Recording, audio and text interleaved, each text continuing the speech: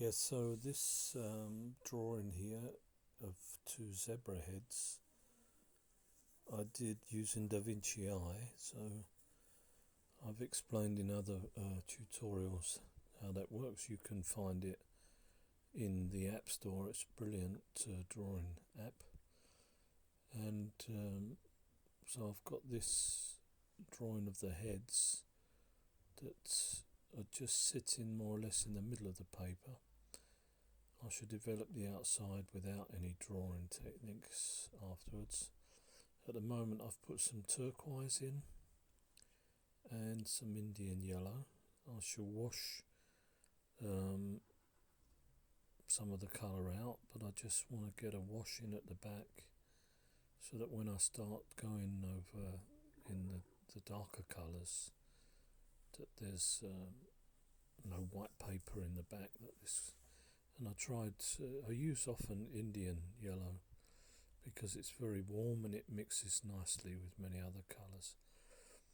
I actually started this using sienna at the top because that's the colour of the actual picture I had, but I changed my mind, as you'll see as we go on, because it didn't really fit with the rest of the colours, so I darkened that using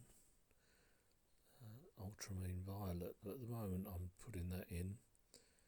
So whilst the paper's still wet, putting in some details, and the colours are still running at the moment because it's wet. So doing the same here, using a lot of water and then dubbing these colours in and letting them run into each other. So to let that dry, I've gone on to another area of the paper, and some of the colour I've taken off, you'll see, because it was just wasn't the mix that I wanted. So you can always do that when the paper's still wet, or you can wet it again and use a paper tissue and just dab the colour off. So here I'm putting in some of the finer lines of the zebra's coating, and I should just develop the painting this way until I've got more or less all of the details in that I need, and then I shall start to develop the background.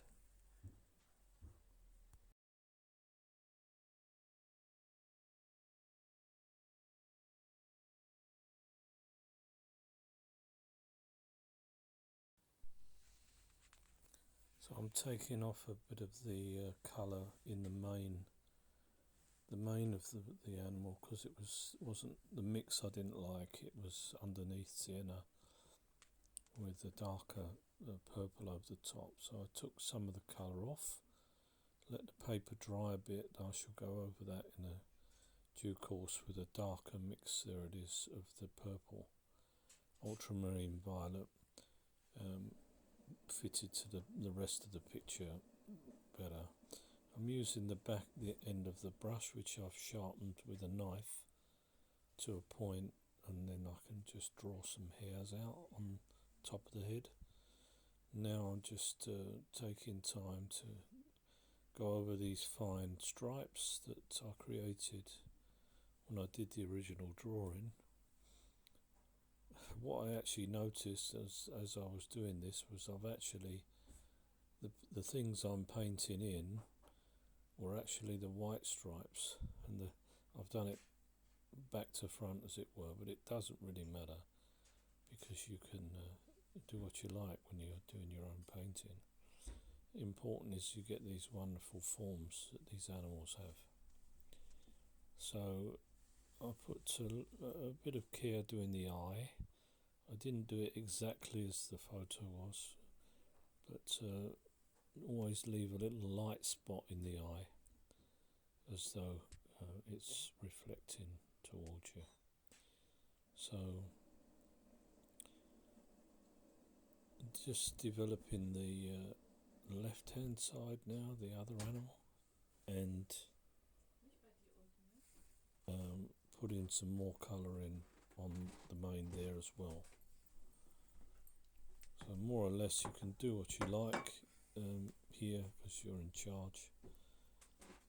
So I concentrated here on the heads being quite exact and defined, and then the outside will be more abstract, will be just the animals will fade away as it were into colour, which I think gives a nice artistic effect. We're not trying to paint photos here or make photorealistic. I mean, some people do, which is great, but we want it to be a work of art in the end. So that's what we're doing here. Still working on this second head, using similar colours to the snout on the right. I found that this turquoise with ultramarine blended very nicely, so I should do the same there. Yeah, sadly the camera switched off before I finished the painting, but still this last bit I'll do with some vocals. So I put in some strong colour. This is Indian yellow again.